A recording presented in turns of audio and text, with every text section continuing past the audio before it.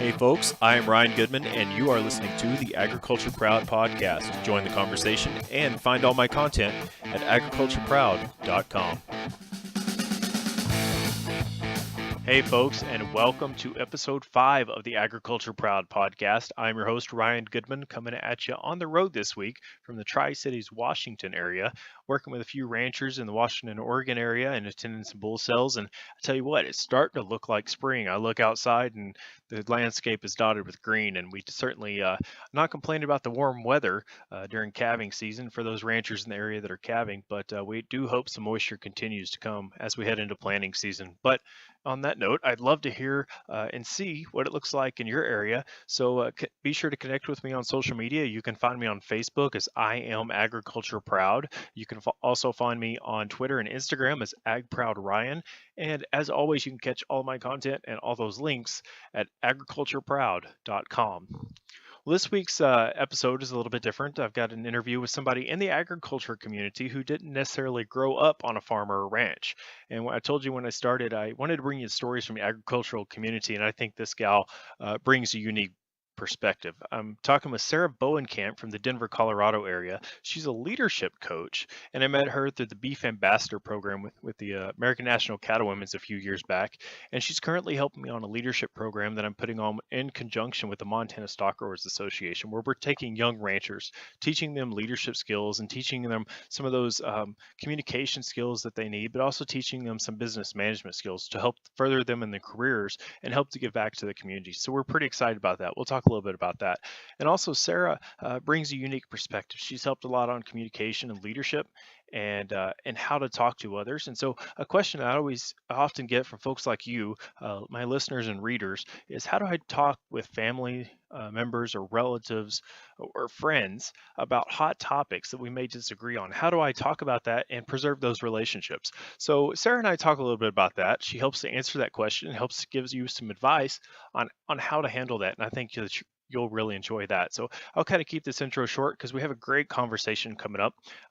You can find the show notes at agricultureproud.com/podcast, and be sure to catch up with Sarah Bohnenkamp online. You can find her at sarahjoes.com. That's Sarah with an H, joes.com. And be sure to shoot her a message on social media. She really likes Twitter and Instagram and Periscope if you're on there.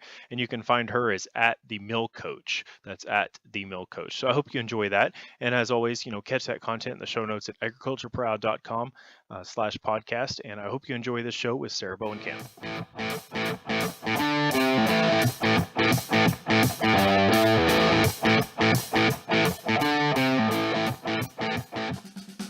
All right, and I'm here with Sarah Bohnenkamp. Excited to have her as a guest on the podcast, and coming to us. She's from the Parker, Colorado area, if you're not familiar with her, and welcome to the podcast, Sarah. Well, thanks for having me. It's a great day to talk about agriculture. There you go. So, hey, if you'll get started with this, Sarah, just give us a little bit of information about your background and how you've come into working with agriculture. Well, I will tell you what, if you would have asked me when I was in college if I would be where I am now and working primarily in agriculture, I probably would have looked at you with like the craziest look, like, really? Me? So it's kind of an interesting way, but I'm so happy that I am here. And it kind of started in, where I grew up. I grew up in southeastern Idaho, and it was potato country, right? There's, potatoes everywhere, a lot of cows around as well, a lot of cattle, sugar beets, that kind of thing. And, it was just kind of the way of life. Like everybody was there, understood where our food came from. And I wasn't a beef girl per se, but I was a horse lover. I was one of those horse crazy girls. And whenever you have a horse, at least where I grew up, and there were people that had cattle, they would say, hey, come and help us. It's time to move, different pastures. It's time to brand. It's time to do whatever. And so I would show up. I had a trainer who ran cattle. It's where I saw my first calf pulled when I was out riding one day with him. He'd let me go ride the sleigh in the winter to go feed the cattle, and it was just, a part of my life. I lived in an apartment growing up, but I also had this really rich side of life that was, just about agriculture, and I loved it. I was a rodeo queen and really just embodied that Western way of life, and it just felt right for me. But then I moved to the city, and it was an interesting time in my life, and it's really where I flexed my leadership skills and leadership development. And I had worked in the credit union world in training and organizational development. And it's where I was introduced to things like the 7 Habits of Highly Effective People, and what does embodied leadership look like, and what is service, and this attitude of servitude, how does that weave into leadership? And it was a really cool time in my life.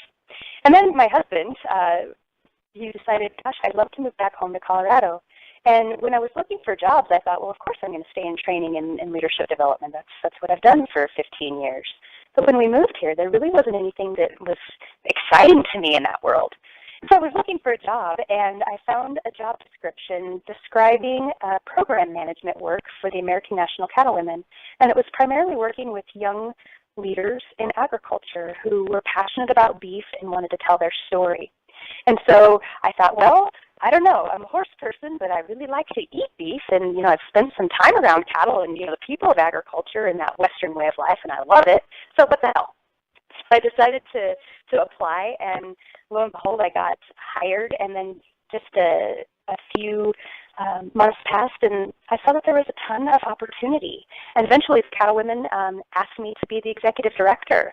And in the past 4 or 5 years, I've had the opportunity to travel the country and not just talk with consumers, but I had the opportunity to really talk with cattlemen and cattlewomen and understand what are some of the issues that we face. I did work for the beef checkoff and driving consumer demand, and it was just fascinating to me, all of the different pieces and parts, and all of the varying opinions, of course, because, when you bring that food conversation up, it's just you never know what you're going to get, and it just was really exciting to me. So I love the people more than anything.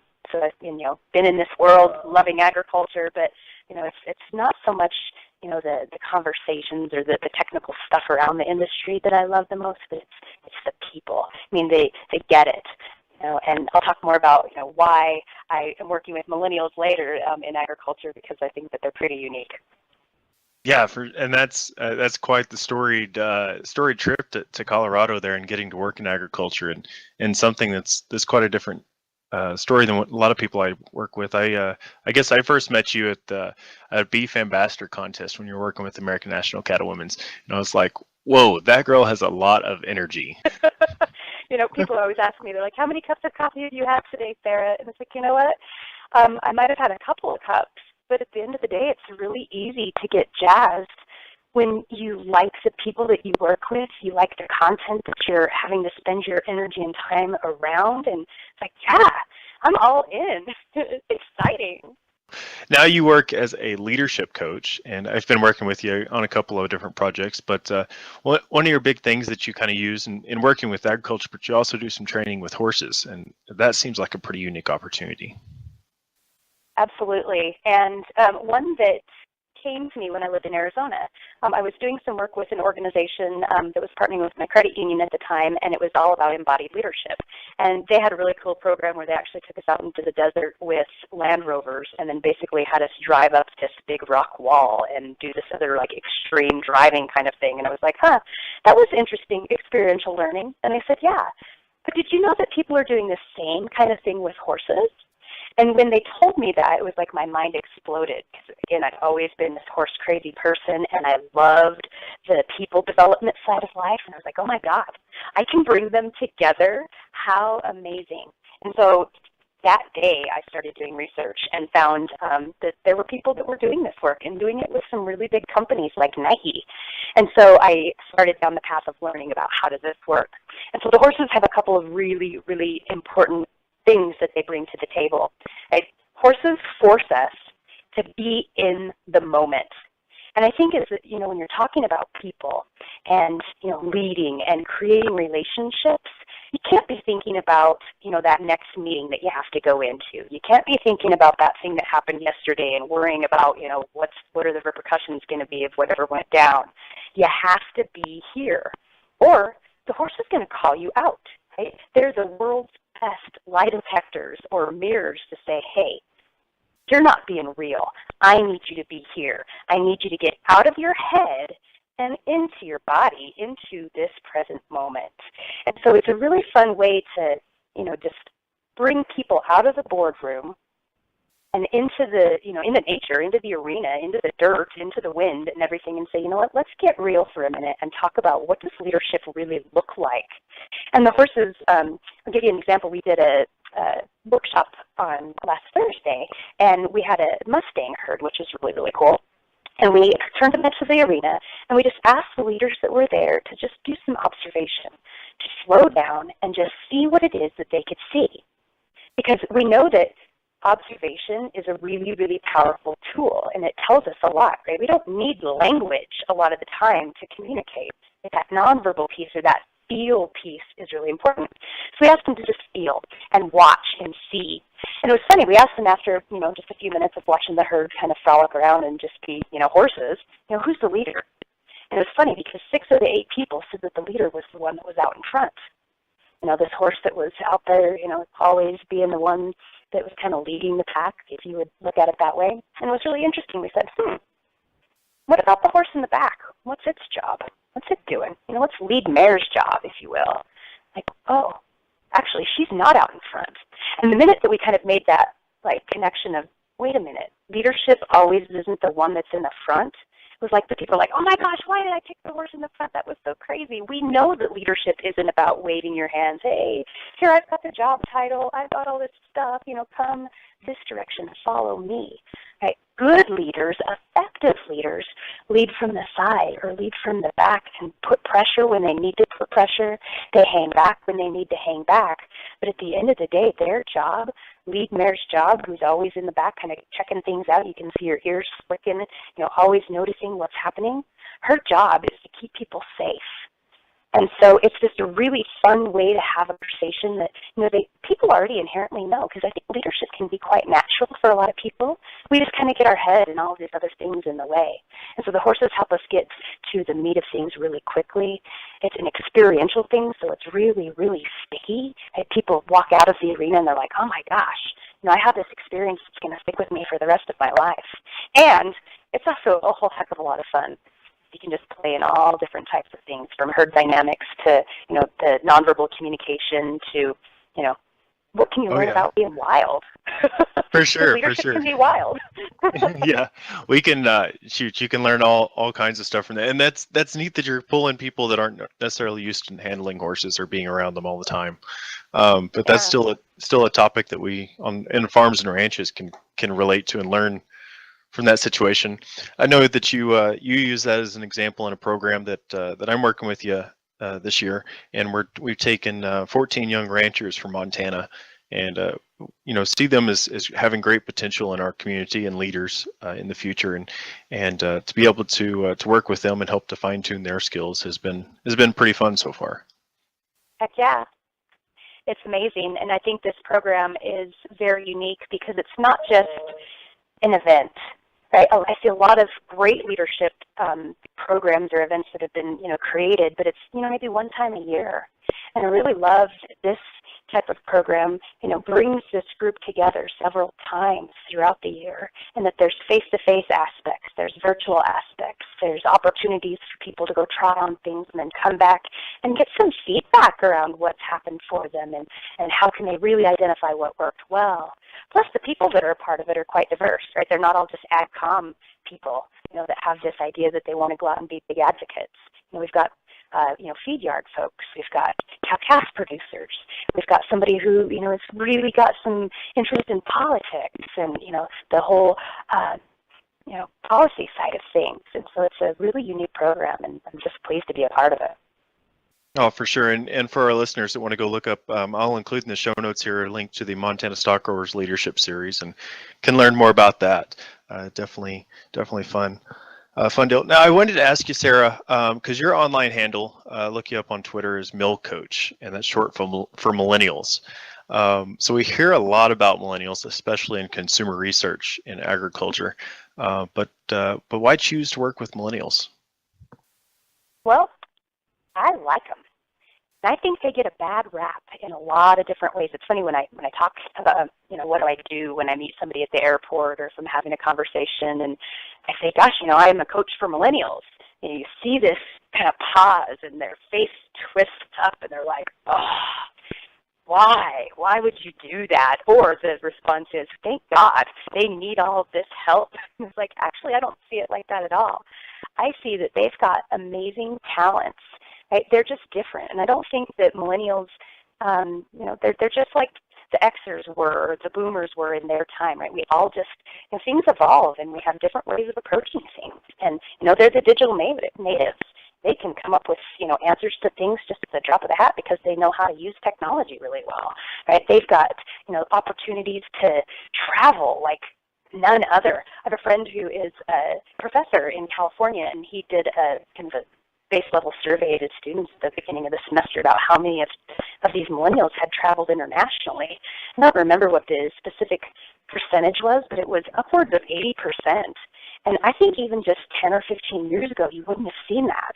So you see millennials that are coming to the table that have valuable experience, whether it's from their travel or the internships that they were able to engage in or the way that they've really adopted technology to work for them. And they've got like practical, applicable skills right now.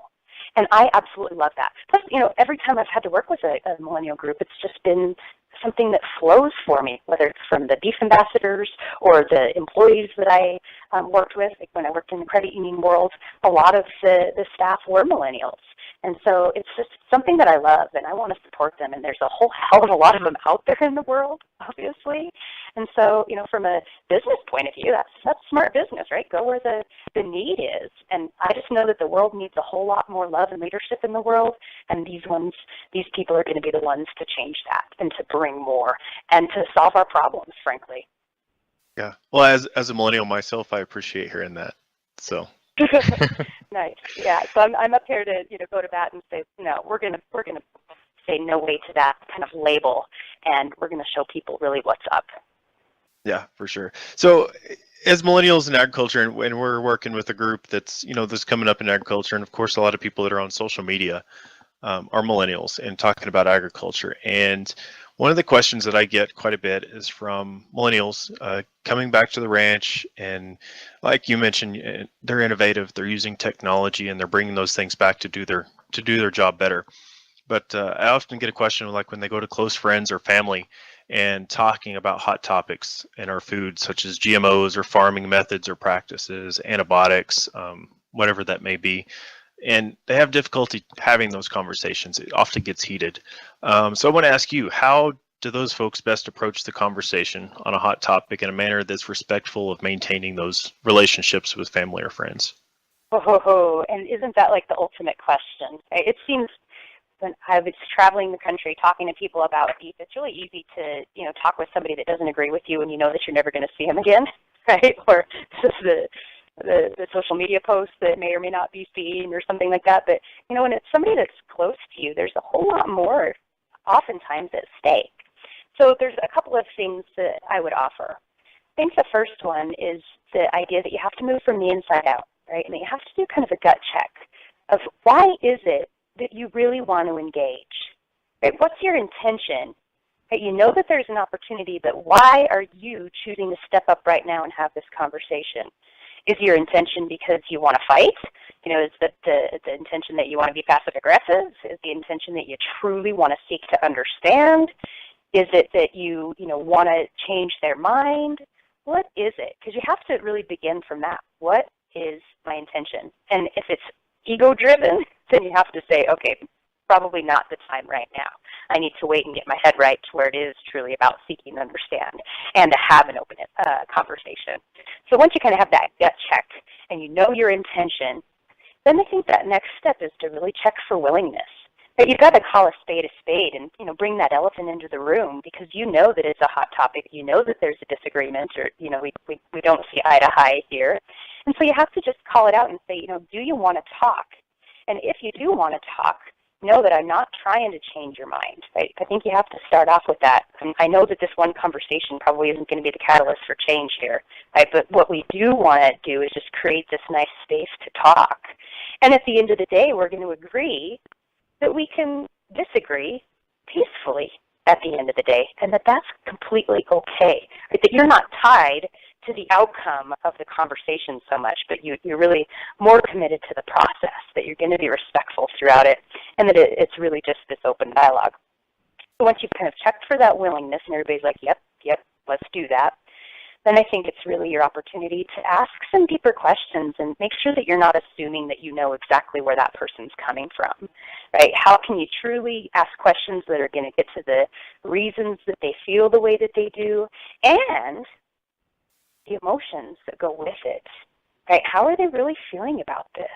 And I know, Ryan, as we've been working with the Stockgrowers group, we've talked a lot about empathic listening, right? How can I make sure that I'm feeding back to that person that I'm talking to that I get it, right? I don't have to understand it, and frankly, I don't want to say I understand because you probably don't. But what you can do is use a simple phrase, like, what I'm hearing you say is this. You're frustrated because you continually see things that just don't add up. Right, you see things like videos online about farmers not taking care of their animals the way that you think that they ought to be taken care of. You're seeing reports that talk about, how this GMO might be impacting health or something like that. Right? There's all of these reasons that they're feeling like they do, so you're calling that out. And then I think from there, it's about finding that right way to share your story, right? People at this point, they don't really want to know all of your facts, right? And if they really wanted to know the facts, they could go and find them. What they want to know is what you think. What's your truth? And how can you tell that in a way that isn't like, damn it, you're wrong, or I need you to just hear this and I'm going to comment vomit for a long time, right? It's like, no, what's this way that I can help them to see my story or to feel this story? And, again, not being tied to that outcome of them agreeing or not with how you feel.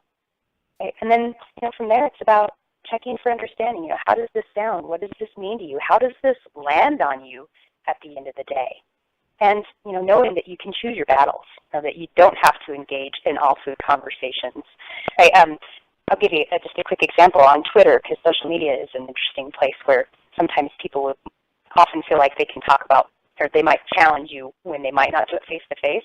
I had made a post about calves, because it's calving season, right? So I like to follow the hashtag calving16. And so I had retweeted somebody's really cute calf pic, and I'd said something like, gosh, how can you not love this? And then, of course, there was some kind of a reply that said, oh, but how could you even post anything like that? Because you go then and kill these calves. And that was a conversation. I was like, I'm not even going to choose to go to that battle, right? And even if I would have known that person, I don't know that I would have. But, if it was something that I felt passionate and I had a really personal experience to share, that's when I'm going to show up. I'm not just going to, want to have these conversations with everybody or, anybody that wants to stir the pot, if you will. So connect when it matters. Share your truth. And at the end of the day, don't be tied to the outcome. And if you're showing respect, that person's going to be like, that was an interesting conversation. And they're going to keep thinking about it after that day or that time that you've spoken. And, I think that's all you can do. It's about listening. It's about respect. It's about sharing your truth. And whatever happens after that is going to happen. Yeah, no, Does that make sense? Am I crazy? Tell me what you think about that, Ryan. Yeah, no, I like that. I definitely like, the emphasis on the listening. Sometimes I'm better at talking about listening than actually doing it. But I'll admit I'm guilty of some of those things. But it can be a tough situation to get into, and it's hard not to just want to stick to your facts and figures and say I'm right and you're wrong. Right. So yeah, it's definitely something to try to think about and how you're approaching that. And like you said, choose your battles sometimes.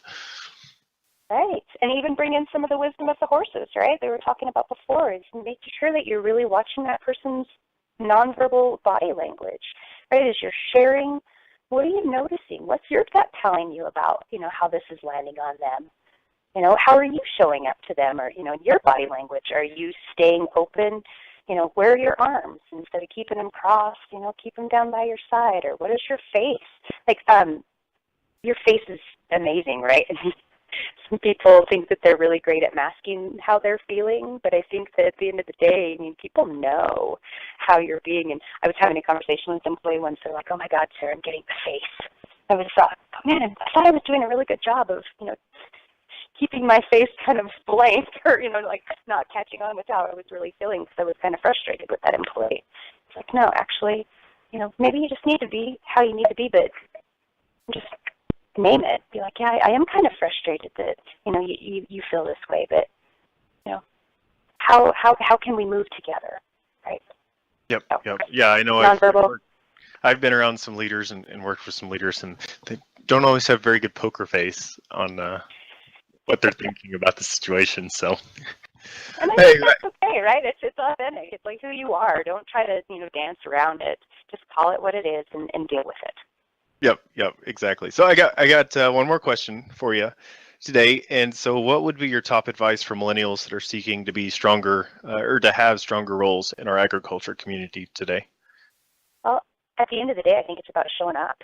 Right? If you want it, it's one thing to say it, but it's another to actually act into showing up, right? To do that hard thing of like, okay, there was this opportunity, there was a meeting, there was this program that I could apply for or this conversation that I could have. Just do it. Show up. Right? One of my favorite things is, so what, now what? So what? You say you want it. Where's your action around it? And I think with millennials, there's often this dance between, well, I want it, but maybe I'm not ready yet.